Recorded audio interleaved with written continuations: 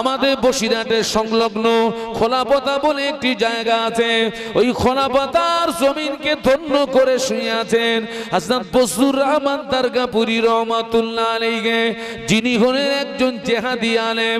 বজলুর রহমান দারগাপুরী রহমাতুল্লাহ আলাইহি সৌদির আলেমদের সঙ্গে বাহাস করে ওই বাহাসে তিনি জয়ী হয়েছিলেন। বজলুর রহমান দারগাপুরী রহমাতুল্লাহ আলাইহি হুজুরের বয়স তখন 7 বছর, হুজুরের বয়স তখন 7 বছর। হুজুর মাঠে মাঠে ছেলেদের সঙ্গে খেলাধুলা করতে গিয়েছেন, গ্রামের ছেলেদের সঙ্গে মাঠে খেলাধুলা করতে গিয়েছেন।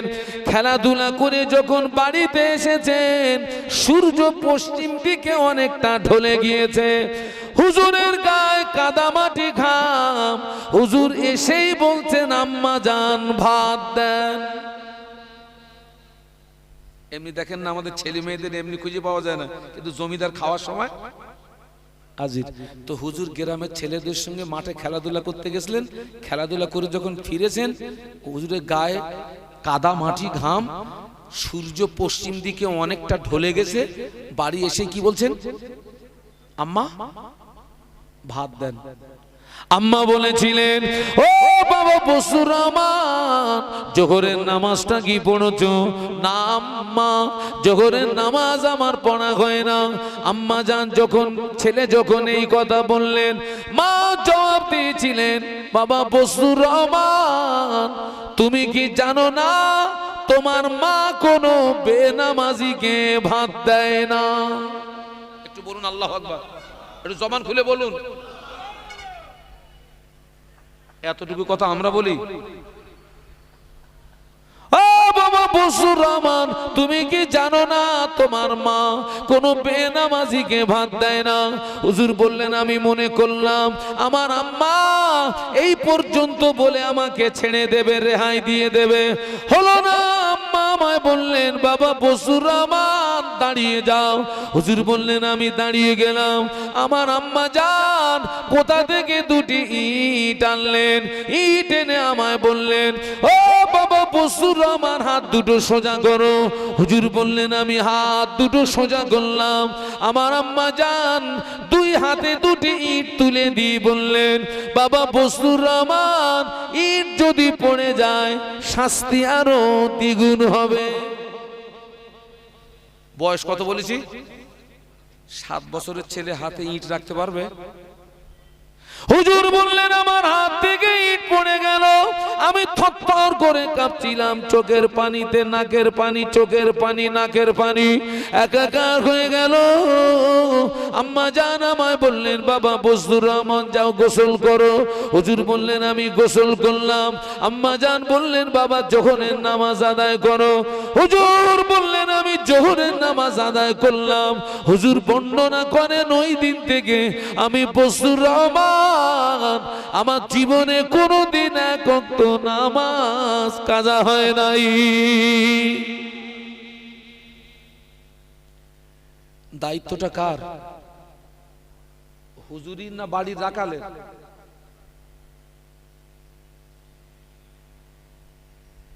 আমরা সকলে এক একজন রাখাল। আপনার বাড়িটা আপনি সামলান, হুজুর লাগবে না। আবার বলছি, আমি কিন্তু 2 ঘন্টা ঢিল মেরে পালাবো। আপনি হয়তো কেউ হয়তো বলতে পারেন যে হুজুরের মা এত নিষ্ঠুর, 7 বছরের ছেলের হাতে ইট তুলে দিল নামাজের জন্য। ও তো মা হয়ে সন্তানের প্রতি অত্যাচার করেছে। কিছুক্ষণের জন্য আমি আপনার কথাটাকে সমর্থন করলাম। যদি ওটা অত্যাচার হয়, ওই 5 মিনিটের অত্যাচারে ওই ছেলেটার জন্য কোটি কোটি বছরের জাহান্নামের আগুন হারাম হয়ে গেছে। আরো জোরে বলুন। আর আমরা ছেলে মেয়ের প্রতি দরদ দেখি, ওদেরকে জাহান্নামের দিকে ঠেলে দেই, জাহান্নামের দিকে ঠেলে দেই। বাবা দরদ দেখি, অন্তত আপনি আপনার বাড়ির দায়িত্বটা পালন করুন, আমি আমার বাড়ির দায়িত্বটা পালন করি। 1 লাখ টাকা খরচ করে মাহফিল দিয়ে যা উপকার না হবে, তার চেয়ে 3 গুণ বেশি উপকার হবে। এখন পরিষ্কার কথা, মাহফিল হওয়া মানে লাভ আমাদের আর প্যান্ডেল ওয়ালাদের। মাল দিয়ে বাড়ি যাব, একদম সোজা কথা, গোদা বাংলা কথা। আল্লাহ আমাদের সবাইকে খাতেমা বিল খায়ের নসিব করেন। একটু বলুন আল্লাহুম্মা আমিন, বলুন আল্লাহুম্মা আমিন। হ্যাঁ, আপনি যখন নামাজ পড়ছেন, ছেলেকে নামাজের কথা বলবেন, মেয়েকে বলবেন, স্ত্রীকে বলবেন। আর শ্বশুর যারা আছেন, শ্বশুর, আমি এখনো আমার ঘরের শ্বশুর হইনি, শ্বশুর যারা আছেন বাড়ির বৌমাটারে সামলাবেন। যে বাড়িতে বাপ নামাজ পড়ে, মা নামাজ পড়ে, ছেলে নামাজ পড়ে, মেয়ে নামাজ পড়ে, বৌমা নামাজ পড়ে, বাপ নামাজ পড়ে, মা নামাজ পড়ে, ছেলে নামাজ পড়ে, মেয়ে নামাজ পড়ে, বৌমা নামাজ পড়ে, ওই বাড়িটাতে আল্লাহর আসমান থেকে রহমত বরকত নাজিল হয়। বাবা, আগে অনেক বাড়ির ভিতর থেকে ফজরের নামাজের পরে কোরআন তেলাওয়াতের আওয়াজ শোনা যেত। অনেক ঘরের ভিতর থেকে মাগরিবের নামাজের পরে কোরআন তেলাওয়াতের আওয়াজ পাওয়া যেত। সেসব লোক কবরে চলে গেছে বাবা, এখন সেই বাড়ির ভিতর থেকে কোরআন তেলাওয়াতের আওয়াজ শোনা যায় না। তবে বিনিময়ে অধিকাংশ ঘরের ভিতর থেকে গানের আওয়াজ, বাজনার আওয়াজ শুনতে পাওয়া যায়। যে বাড়িটায় গান বাজনা হয়, ওই বাড়িটায় আল্লাহর আসমান থেকে গজব নাজিল হয়। আল্লাহ নবী সাহাবীদের বলেছিলেন, ও সাহাবীরা খবরদার, তোমরা জানো তোমাদের ঘরগুলোকে কবর বানিও না, কবর বানিও না। যে বাড়িটায় নামাজ হয় না, ওই বাড়িটা হলো কবরের সমতুল্য। আজ অধিকাংশ ঘরগুলোকে আমরা কবর বানিয়েছি না বানাইনি? বলুন বলুন বলুন। অধিকাংশ ঘরগুলো কবর হয়ে গেছে। 24 ঘন্টার ভিতরে কোনো নামাজ হয় না বাড়িটায়। এখনো অনেক অনেক মুসলমানের বাড়ি নামাজের পার্টি নেই। মানেন না, মানেন না, নামাজের পার্টি নেই। সামনের দিনগুলো অত্যন্ত ভয়াবহ দিন আমাদের জন্য।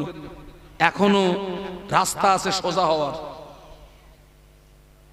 নিজে বাঁচুন, বলুন বলুন, অপরকে বাঁচান। কু আনফুসাকুম ও আহলিকুম নার। আমরা নামাজ পড়ি তাও ভুল। আল্লাহ নবী বলেছেন, সল্লু কামা রাআইতুমুনি সল্লি। নামাজ পড়ো ওইভাবে যেভাবে আমাকে পড়তে দেখো। একটু বলুন সুবহানাল্লাহ।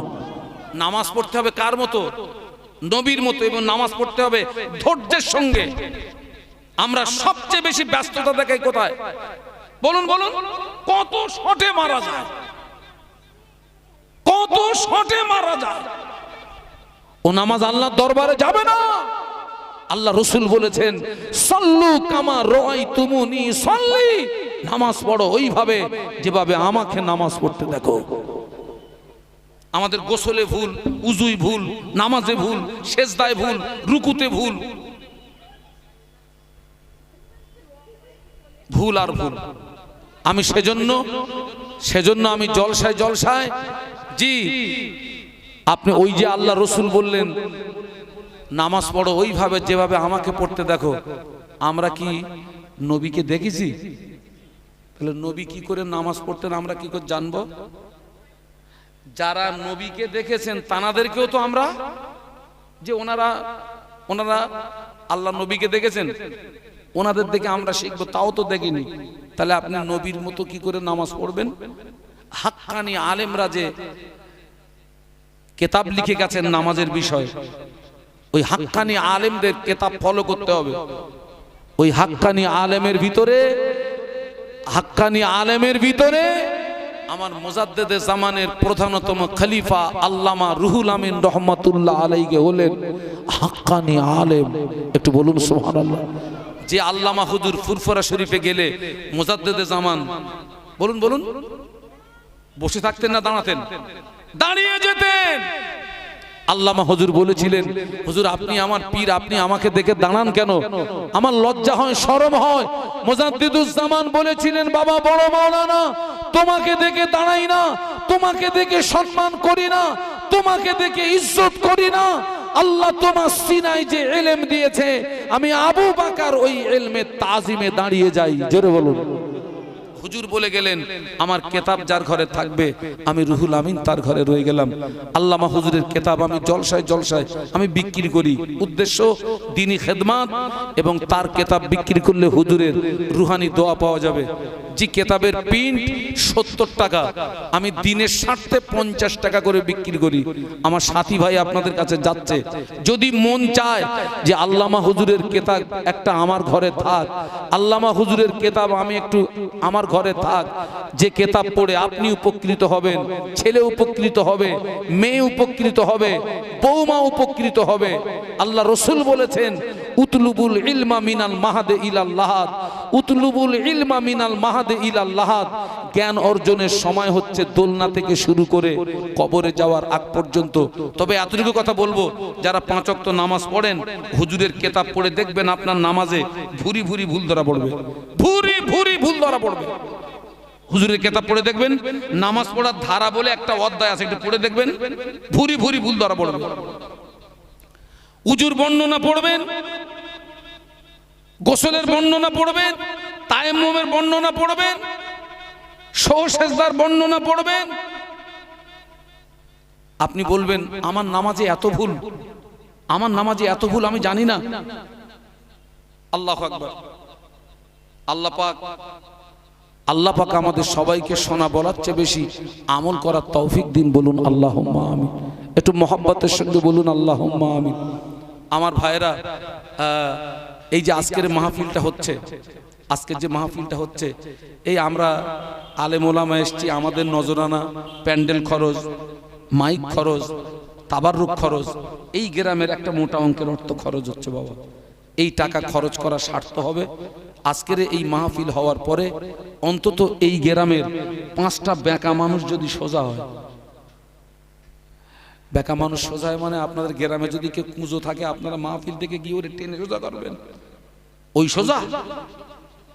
এই গ্রামের 5টা বেকা মানুষ যদি সোজা হয়, তবে অর্থ খরচ করা, আলেমদের গা ঘামিয়ে দুটো কথা বলা, আপনাদের মূল্যবান সময় অতিবাহিত করা, সবটাই বলুন বলুন সবটাই সার্থক হবে, সবটাই সার্থক হবে। আর যদি আপনি মনে করেন, আপনি মনে করেন যে আলেমদেরকে নিয়ে এসছি বলে যাবে আর আমরা নজরানা দিয়ে দেবো, আলেম চলে যাবে, বক্তা চলে যাবে, আপনি কিচ্ছু পাবেন না, আপনি কিচ্ছু পাবেন না। এই মাহফিলে ওয়াজ, এই জায়গাটা হচ্ছে জীবন সংশোধন হওয়ার জায়গা, এই জায়গাটা হচ্ছে জীবন পরিবর্তন হওয়ার জায়গা। এই রকম মাহফিলে ওয়াজ থেকে মানুষ ওয়াজ শুনে আমল করে সাধারণ মানুষ থেকে অনেকে আল্লাহর ওলি হয়ে গিয়েছেন। একটু বলুন সুবহানাল্লাহ। সাধারণ মানুষ আল্লাহর ওলি হয়েছে। মুজাদ্দিদে জামানের ইসানে সবে মানুষ ওয়াজ শুনে বেনামাজি নামাজি হয়েছে, বেরোজগার রোজাদার হয়েছে, আল্লাহ ভোলা মানুষ আল্লাহওয়ালা হয়ে গিয়েছে। বলুন সুবহানাল্লাহ। আর আমাদের ওয়াজ শুনে সোজা হওয়ার তুলনায় আরো, আসলে শস্যের ভিতরে যদি ভূত থাকে ভাই, অত্যন্ত দুঃখের সঙ্গে বলছি, এই যে আমরা যারা বক্তা, আল্লাহু আকবার, অনেক কথা কানে আসে, অনেক বক্তা আছে সারা রাত ওয়াজ করতে নামাজ পড়ে না, নামাজ পড়ে না। আমার রিপোর্ট দিতে পারবে আমার স্ত্রী, আর আমার রিপোর্ট দিতে পারবে আমার গাড়ির ড্রাইভার। আমার স্ত্রীর চেয়ে আরো বেশি রিপোর্ট দেবে ড্রাইভার, কারণ স্ত্রীর সঙ্গে আমার যতটা সময় পাস না হয় তার থেকে 3 গুণ সময় বেশি পাস হয় আমার ড্রাইভারের সঙ্গে। ও আমার ভিতরের খবর রাখে, এ মাল কিরাম, সারা রাত ওয়াজ করছে, নামাজ নেই। ওই বক্তার বক্তৃতায় কি আসর হবে? বলুন বলুন, আসর হবে? বাবা হৃদয়ের দাগ কাটবে, অন্তরের দাগ কাটবে। আল্লাহ নবী 1500 বছর আগে নূরের জবানে বলে গেলেন, আউয়ালু মা খালাকাল্লাহু নূরি। একটু বলুন না সুবহানাল্লাহ। আল্লাহ রসুল বললেন, আল্লাহ সর্বপ্রথম আমার নূরকে আল্লাহ সৃষ্টি করেছিলেন। সর্বপ্রথম আল্লাহ কি সৃষ্টি করেছিলেন? আমাদের নবীর নূরকে। কিন্তু নবীর নূর প্রথম সৃষ্টি, কিন্তু সেই নবী পৃথিবীর জমিনে আসার দিক দিয়ে শেষ।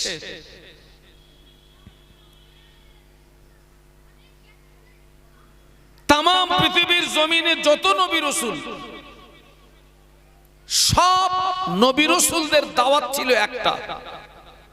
সেই দাওয়াতটা ছিল লা ইলাহা, সবাই মিলে বলুন, লা ইলাহা ইল্লাল্লাহ। আল্লাহ নবী ইব্রাহিম খলিলুল্লাহ কওমের মানুষের কাছে দাওয়াত দিয়েছিলেন, পড়ে নাও লা ইলাহা ইল্লাল্লাহ। ইব্রাহিম খলিলুল্লাহ মুসা আলাইহিস সালাম দাওয়াত দিলেন, পড়ে নাও লা ইলাহা ইল্লাল্লাহ। মুসা কালিমুল্লাহ ঈসা আলাইহিস সালাম দাওয়াত দিয়েছিলেন, পড়ে নাও লা ইলাহা ইল্লাল্লাহ। ঈসা রূহুল্লাহ, মুসা নবী, ঈসা নবী, নূহ নবী, দাউদ নবী, লূত নবী, জাকারিয়া নবী, ওনারা ছিলেন এলাকা ভিত্তিক নবী। কি নবী? কোন নবী একটা এলাকার নবী, কোন নবী একটা গোত্রের নবী, কোন নবী কয়েকজন ব্যক্তির নবী। কিন্তু আমাদের নবী এলাকা ভিত্তিক নবী নন, আমাদের নবী গোত্র ভিত্তিক নবী নন, আমাদের নবী ব্যক্তি বিশেষ নবী নন। আমাদের নবী হলেন ওয়ার্ল্ডের নবী, তথা আমাদের নবী হলেন বিশ্ব নবী। একটু মহব্বতে বলুন না। আমাদের নবী শুধু মানবের নবী নন, দানবের নবী নন, গাছের নবী নন, মাছের নবী নন। এই জমিনের পাথরগুলো পর্যন্ত আমাদের নবীকে দেখে সালাম জানাতো।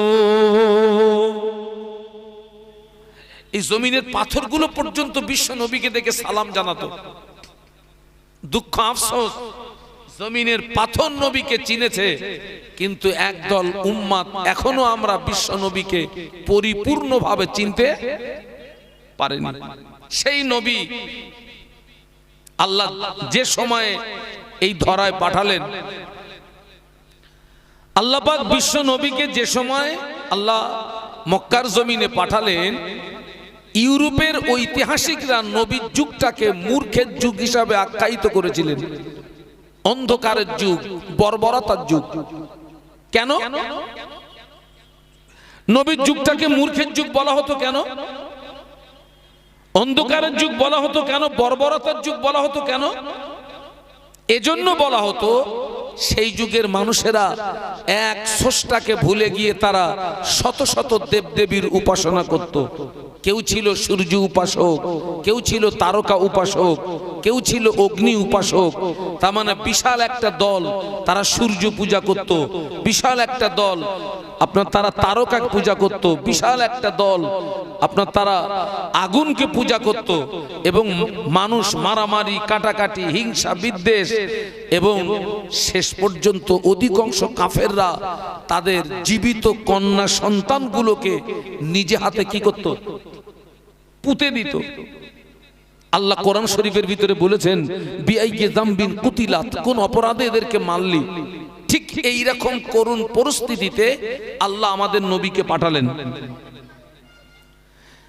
বিশ্ব নবী মায়ের গর্ভে থাকাকালীন আব্বাকে হারালেন, 6 বছর বয়সে মাকে হারালেন, 8 বছর বয়সে দাদুকে হারালেন।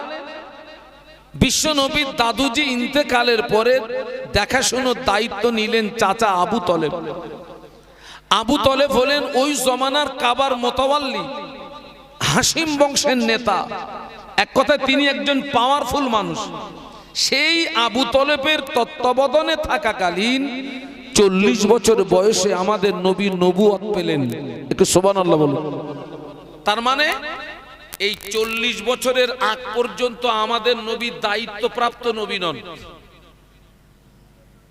এই 40 বছরে যখন নবুয়ত পেলেন, এখন তিনি দায়িত্বপ্রাপ্ত নবী। কি প্রাপ্ত নবী? দায়িত্বপ্রাপ্ত, রিসালাত প্রাপ্ত, নবুয়ত প্রাপ্ত। আল্লাহর পক্ষ থেকে যখন তার উপরে দায়িত্ব এসে গেল, আমাদের দায়িত্ব একটু আগে কি বলছিলাম? নিজে বাঁচো, বলুন বলুন, অপরকে বাঁচাও। আর আল্লাহ নবীর উপরে যখন দায়িত্ব এসে গেল, রিসালাতের দায়িত্ব, তিনি আর ঘরে বসে থাকলেন না।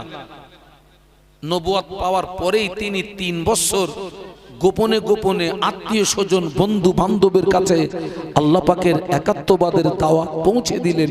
একটু সুবহানাল্লাহ বলুন। গোপনে গোপনে, গোপনে গোপনে, লুকিয়ে লুকিয়ে,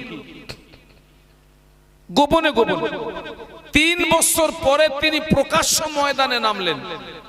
তিনি বললেন, ইয়া আইয়ুহান নাস কুলু লা ইলাহা ইল্লাল্লাহ। হে বিশ্বের মানব সম্প্রদায়, ইয়া আইয়ুহান নাস, হে বিশ্বের মানব সম্প্রদায়, পড়ে নাও লা ইলাহা ইল্লাল্লাহ। একটু বলুন না সুবহানাল্লাহ। আচ্ছা, বিশ্ব নবী যে সময় একাত্মবাদের দাওয়াত দিচ্ছেন আপনার প্রকাশ্য, ওই সময় দাওয়াত দেওয়াটা সহজ না কঠিন? একটা প্রতিষ্ঠিত রাজ ক্ষমতার বিরুদ্ধে বিশ্বনবী একা। আবু জাহাল, আবু লাহাব, ওতবা, সায়েবা, এদের নাম শুনে জানো হালকা পাতলা মনে করবেন না। আবু জাহালের ভয়ে মক্কার মানুষরা থরথর করে কাঁপতো। ঠিক ওই রকম একটা প্রতিষ্ঠিত রাজ ক্ষমতার বিরুদ্ধে আল্লাহ আমাদের নবীকে একা নামিয়েছিলেন। আমাদের নবী কি ঘাবড়ে গেছিলেন? ভয় পেয়েছিলেন? না।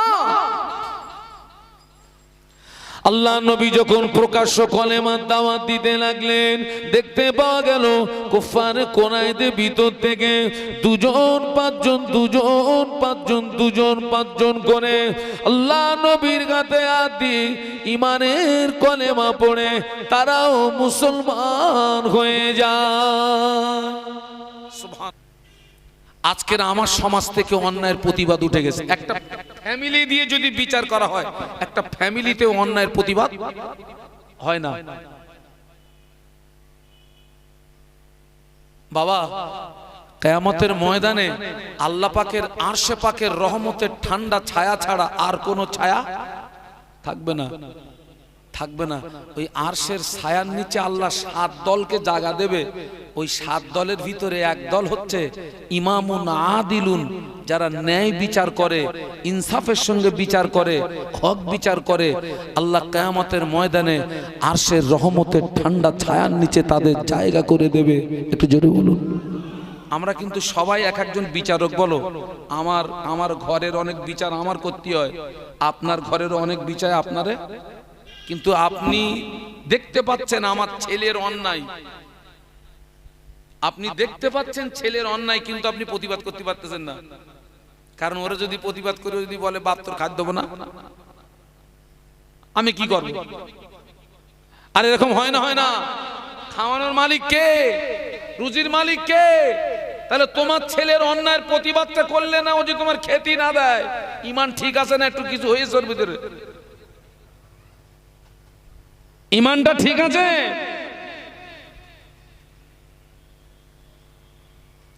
আল্লাহ নবী 1000 বছর আগে নূরের জবানে বলে গেলেন, মুরু আওলাদাকুম বিসসালাতি ইদা বালাগু সাবান ওয়াদিরিবুহুম ইদা বালাগু আশরান আও কামা ক্বালা আলাইহিস সালাম।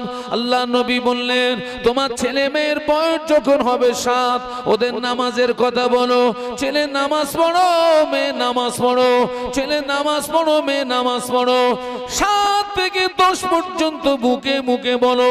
10 অতিক্রম হয়ে গেলে, ছেলে যদি নামাজ না পড়ে, মেয়ে যদি নামাজ না পড়ে, আল্লাহ নবী বললেন, ওয়াদিরিবুহুম, তুমি তাকে মারো।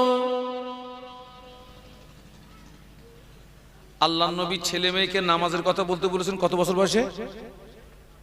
7 থেকে 10, মুখে মুখে। আবার ছেলেদের বাপ বলা যায় না? যায় না? যায় না? বাপ নামাজটা পড় বাপ। মেয়েরে মা বলা যায় না? যায় না? মা নামাজটা পড় মা। রাসূল বলেছেন 7 থেকে 10 পর্যন্ত মুখে মুখে বলো। পরেই বললেন 10 অতিক্রম হয়ে গেলে যদি না ছেলে মেয়ে নামাজ না পড়ে, রসুল বলেছেন অদরিবহুম আমরের সিগা, তুমি তাকে মারো। একজন বলছে হুজুর আপনি তো আপনার মতন বলতেছেন, ও ছেলের নামাজের কথা বললি ওজন রোকে। আমি চাচা ছেলের বয়স কত, তা বলতেছে 27 বছর। কত? আমি বললাম ও তো আপনার তো রুকেছে, আপনার মারিনি, ভাগ্য ভালো। আপনার উপর তো মা ফরজ হয়ে গেছে, সুন্নত না নফল না। হুজুর এত বড় কথা, আমি চাচা লাফালি হবে না তো। নবী নামাজের কথা বলতে বলেছেন কত বছরে? 7-এ। আর চাচা বলতেছে কত? ও মার সুন্নত না ফরজ? বাবা এই আপনারা দৈনন্দিন আপনারা বাজার করেন তো নাকি সকালে? অনেক মানুষ দৈনন্দিন বাজার করে তো সকালে। আমি আমার কথা বলি, আমি যে কতদিন ওই সকালের বাজারের মুখ দেখিনি আল্লাহ ভালো জানে। কারণ আমার সারা রাত ঘুম হয় না, আমার খাসিয়াত ওই ফজরের আগে খাবো, ফজর পড়বো, আল্লাহর নামে বিছানায় চলে যাব। এবারে 12টাও বাজতে পারে, 11টাও বাজতে পারে। এখন এই স্ত্রীর সঙ্গে মাঝে মাঝে একটু সমস্যা হয়। তো আমি বেশ কিছুদিন পরে একদিন বাজারে যাচ্ছি, তো আমার স্ত্রী আমার কানে কানে বলল, শোনো এতদিন পরে বাজারে যাচ্ছ, আসার সময় একটা মালসা এনো। কি এনো? আপনারা চেনেন তো মালসা? এখন ও বলেছে মালসা, আমি সেই বাজার ঘাট করে যখন ফিরতেছি সে গিন্নির কথা মনে পড়েছে, আমার মনে পড়েছে কলসি। আমার আন্টি বলেছে কি, কিন্তু সে ভুলে গিয়ে আমি কি শুনেছি? কলসি। যারা কলসি মালসা তৈরি করে ওদের কি বলে? কুমুর বলে। কুমুরের দোকানে গিয়ে দেখি বড় একটা ফেস্টন মারা আছে, আর ফেস্টনে আপনার লেখা আছে বিক্রিত দ্রব্য ফেরত হয় না। এই অনেক দোকানে লেখা থাকে না? বিশেষ করে যে দোকানে চায়না মাল বিক্রি হয় একেবারে হেডলাইনে লেখা আছে বিক্রিত দ্রব্য ফেরত হয় না। কেন বলেন দিন? আপনি একটা লাইট কিনেছেন, আপনারা টিপে দেখাই দিচ্ছে এই দেখো চাচা জ্বলতেছে, আর আপনি কিনে গেটের বাইরে গিয়ে টিপতেছেন, তা ঘোড়ার ডিম জ্বলে না। ওই জন্য ওই চায়না দোকানে লেখা থাকে বিক্রিত দ্রব্য, কথা বলে না, ফেরত হয় না। তো সেই কুমুরের দোকানে গিয়ে দেখি লেখা রয়েছে বিক্রিত দ্রব্য ফেরত হয় না। আমি ভাই এটা তো দোকানের বৈশিষ্ট্য, আমার দিকে দরকার নেই, তুই একটা কলসি দে। আর কলসি নিয়ে যেই বাড়ি গেছি, আমি আর কি অজানি তার 3 গুণ অজানে বাড়ির লোক। শুরু একদিন পরে বাজারে গেলে আন্টি বললাম কি আর তুমি এনে মরেছো কি, তোমার মতন পুরুষ দিয়ে সংসার হয়? আমি বললাম তোমার রস করার কি আছে, আমার ভুল হয়ে গেছে, তুমি আনতে বলেছিলে মালসা, আমি ভুল করে তোর মাল এনে দিলে হলো, গেছে গেছে করার কি আছে? আর আমি ওই ওয়াজ বন্ধ করার জন্য কলসি নিয়ে সোজা বাজারে গেছি। আবার উদ্দেশ্য কি? ফিরিয়ে দেবো। আর বলছি ভাই ভুল হয়ে গেছে, কলসি না মালসা, ফিরিয়ে দে, ওইটা দে। আমার বলতে চাচা ওই দিকে দেখো কি লেখা আছে। ওখানে লেখা আছে কি মাল ফেরত হয় না। আমি চিন্তা, আমি বললাম ভাই মাল তো পিরুটলি দিয়ে হবে না, এ কলসিও তুই তৈরি করেছিস, মালসাও তুই তৈরি করেছিস, হাঁড়িও তুই তৈরি করেছিস, সরাও তুই তৈরি করেছিস। তো তুই আমার একটা উপকার কর, আমি খুব মুসিবতে পড়ে গেছি, আমার এই কলসিটারে ভেঙে একটা মালসা করে দে। পারবে? কেন কেন পারবে না? কেন? ও তো একদিন কলসি ভেঙে, হাঁড়ি ভেঙে, সরা আর যা ইচ্ছা তাই করেছে। মাল যখন কাঁচা ছিল, কাঁচা নরম, কিন্তু বাবা এখন ওকে তৈরি করে রৌদ্রে শুকনো করে আগুনে পুড়িয়ে এখন মাল পুরো পেকে ঝুনো। কুমুরের ক্যাদানি ফেল। চাষা কাঁচায় ধরেনি, ঝুনোয় ধরেছ।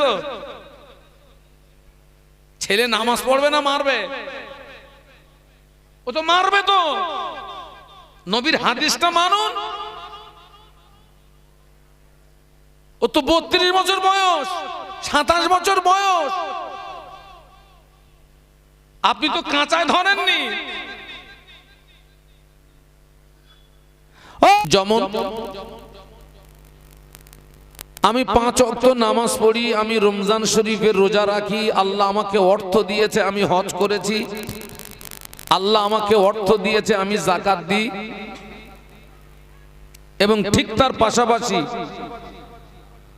শরীয়ত বিরোধী যত কাজ, ওই টোটাল শরীয়ত বিরোধী কাজ থেকে আমার জীবনকে বাঁচানোর চেষ্টা করি, শরীয়ত সম্মত কাজগুলো করি, আর শরীয়ত বিরোধী টোটাল কাজ থেকে জীবনকে বাঁচানোর চেষ্টা করি। তার মানে অঙ্ক দাঁড়ালো, আমি নিজেকে নিজে জাহান্নামার আগুন থেকে বাঁচানোর ব্যাপারে সচেতন। আমার কথা বুঝতে পারছেন তো? কিন্তু আমার আমার আমার অধীনস্থ যারা, আমার স্ত্রী, আমার ছেলে, আমার মেয়ে, এ তিনটের একটারও নামাজের ধার ধারে না। আমার স্ত্রী পর্দা করে না, শিয়ানা মেয়েটা পর্দা করে না, আমার ছেলে দিনের অধিকাংশ সময় তাসের আড্ডায়, জুয়ার আড্ডায়, লটারির টিকিটের আড্ডায় সে তার জীবন অতিবাহিত করে। তো আমি আমার স্ত্রীকে, আমার ছেলেকে, আমার মেয়েকে আমি নামাজের কথা বলি না। তারা যে শরীয়ত বিরোধী কাজের সঙ্গে তাদের সম্পর্ক, আমি তাদের ওই অন্যায়ের প্রতিবাদটুকুও করি না। এক কথায় আহালবর্গ সম্পর্কে আমার কোনো মাথার যন্ত্রণা নেই। আপনারা শিক্ষিত মানুষ, বকুলতলার মানুষ, আপনাদের জিজ্ঞাসা করছি, বলুন তো আমার জন্য জান্নাত পাওয়াটা সহজ না কঠিন? বলুন বলুন। খুব কঠিন। দেখুন, ইসলাম কিন্তু নামাজ, রোজা, হজ, যাকাতের ভিতরে সীমাবদ্ধ নয়। আমার জন্য জান্নাত পাওয়া খুব কঠিন। কেন কঠিন? কিয়ামতের ময়দানে আমার স্ত্রী সম্পর্কে আমাকে প্রশ্ন করা হবে, আমার ছেলে সম্পর্কে আমাকে প্রশ্ন করা হবে, আমার মেয়ে সম্পর্কে আমাকে প্রশ্ন করা হবে। কারণ আল্লাহ রসুল বলেছেন, আলা কুল্লুকুম রাঈন। বিশ্ব নবী বললেন, সাবধান হয়ে যাও, তোমরা সকলে এক একজন রাখাল সদৃশ। অকুল্লুকুম মাসউলুন আন রাঈয়াতিহি। আল্লাহ নবী বললেন, ওই রাখালের অধীনস্থ যারা, কিয়ামতের ময়দানে তাদের ব্যাপারে জবাবদিহি করা লাগবে।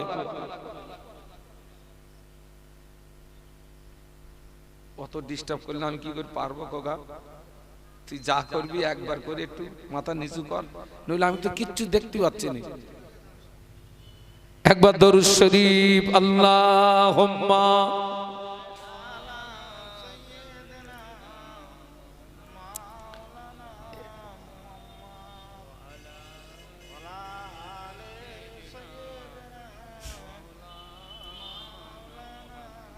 একটু সবাই আমরা বলি তো আল্লাহু আকবার।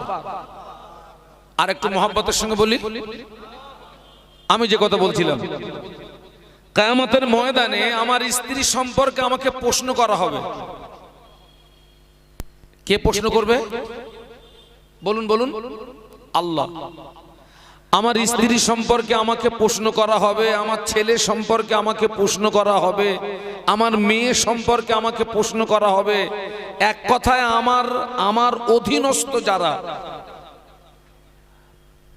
তাদের সম্পর্কে আমাকে প্রশ্ন করা হবে।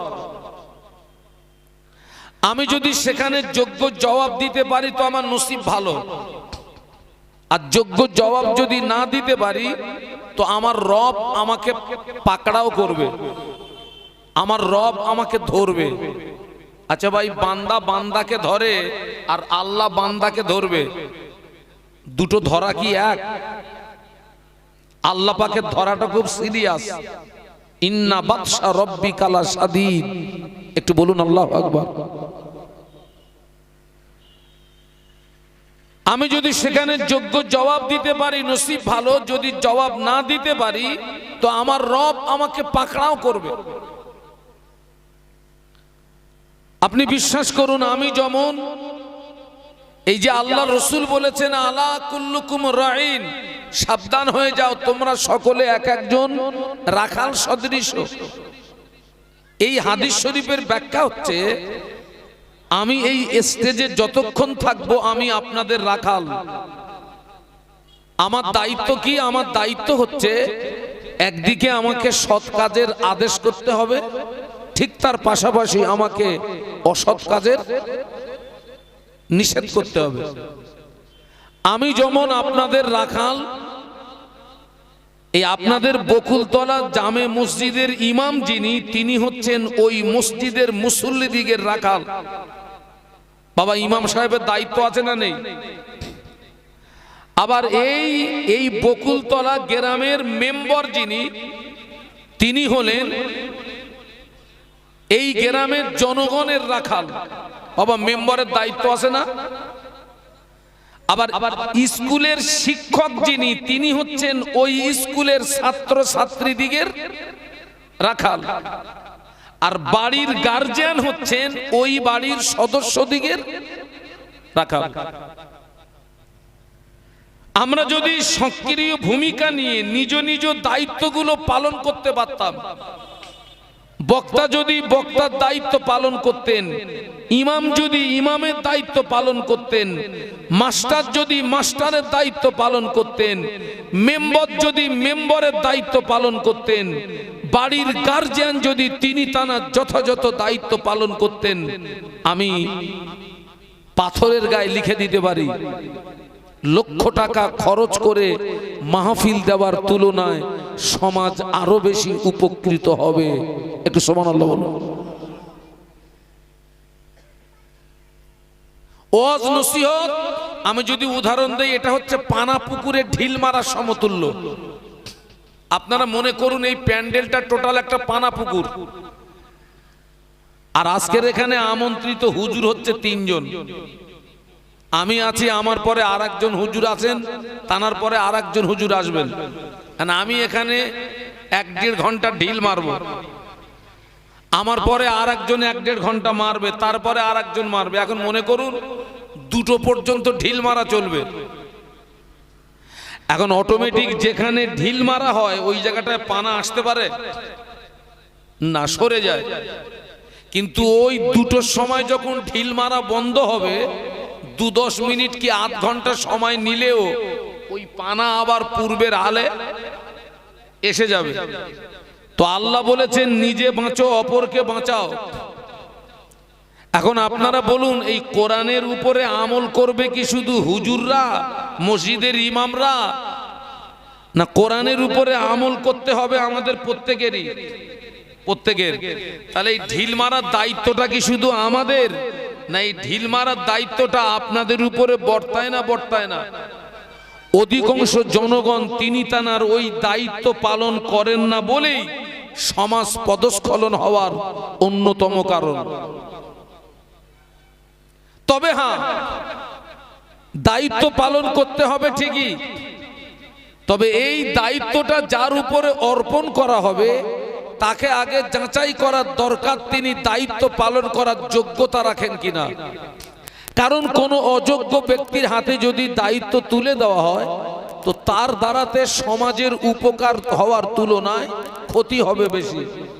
আমি একবারও বলবো না যে সমাজের যোগ্য ব্যক্তির হাতে দায়িত্ব নেই, আছে। তবে ঘুরিয়ে বলবো প্রতিটি স্তরে স্তরে যোগ্য ব্যক্তির তুলনায় অযোগ্য ব্যক্তির হাতে দায়িত্ব উঠে যাওয়ার কারণে সমাজ পদস্খলন হওয়ার আরেকটা কারণ। আপনারা মানেন না? মানেন না ভাই? আমার ভিতরে যদি কোরআন হাদিসের সামান্যতম কাণ্ঠজ্ঞান না থাকে, আর আপনি যদি আমাকে এই চেয়ারে বা এই গদিতে বসিয়ে দেন, আমার দ্বারায় আপনাদের উপকার হবে না ক্ষতি হবে? আমি তো উদর পিন্ডি বুদর ঘাটে লাগাবো, আম গাছের ছাল জাম গাছে। তামাম পৃথিবীর জমিনে আল্লাহ পাক যত নবী রাসূল পাঠিয়েছেন, কোন নবী এবং রাসূলকে আমার আল্লাহ পৃথিবীর জমিনে অনার্থক পাঠাননি। প্রত্যেকটা নবী রাসূলের উপরে আল্লাহ দায়িত্ব দিয়ে পাঠিয়েছিলেন। একটু সুবহানাল্লাহ বলুন। নবীদের দায়িত্ব হলো খাওয়া আর ঘুমানো না। নবীদের দায়িত্ব হচ্ছে আল্লাহ যে যুগে যে নবীকে পাঠিয়েছেন সেই নবীর এক নাম্বার দায়িত্ব সেই যুগের মানুষের কাছে আল্লাহ পাকের একাত্মবাদের দাওয়াত পৌঁছে দেওয়া। একটু বলুন সুবহানাল্লাহ। আর এই দায়িত্ব পালন করতে গিয়ে অনেক নবীকে তার কওমের মানুষের কাছে মার খেতে হয়েছে, লাঞ্ছিত পদদলিত হতে হয়েছে, অনেক নবীকে তার জন্মভূমি ছেড়ে দিতে হয়েছে। কিন্তু তথাপিও আল্লাহর নবী রাসূলগণ আল্লাহ দিত দায়িত্ব থেকে তানারা কিঞ্চিত পরিমাণে দূরে সরে যাননি। একটু জোরে বলুন বাবা। তো এই নবী রাসূলদের ভিতরে আমাদের নবী হচ্ছেন পৃথিবীর জমিনে আসার দিক দিয়ে শেষ। কোন দিক দিয়ে শেষ? পৃথিবীর জমিনে আসার দিক দিয়ে। আমাদের জন্য দোয়া করেন আল্লাহ যেন আমাকে, আমি যতটা আপনাদেরকে বলেছি আল্লাহ পাক যেন তার চেয়ে আমাকে বেশি আমল করার তৌফিক দেন। বলুন আমিন, বলুন আমিন, বলুন আমিন। সকলে একটু উঠে দাঁড়ান, আমরা সকলে বিশ্ব নবীর মাজার মুকাদ্দাসে একটু সালাম পাঠিয়ে দেই। ইয়া নবী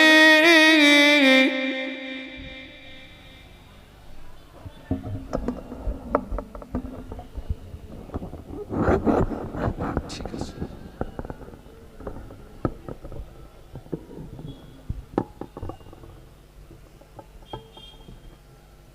আগে আগে আসেন না, একটু আগে আগে আসেন।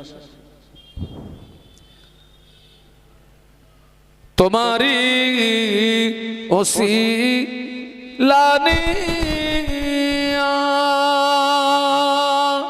কাঁদিলেন আদাম ও হাওয়া, হইল মাবুদের দয়া কবুল করিলেন দোয়া। ইয়া নবী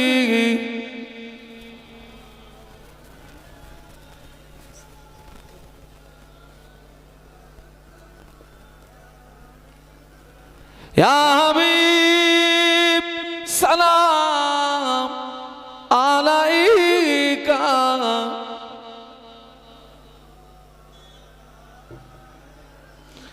উড়িল আল্লাহর ও বাণী, পোহালো দুঃখ রজনী, হইল জগৎ নুরানি, আমেনার নয়নের মনি। ইয়া নবী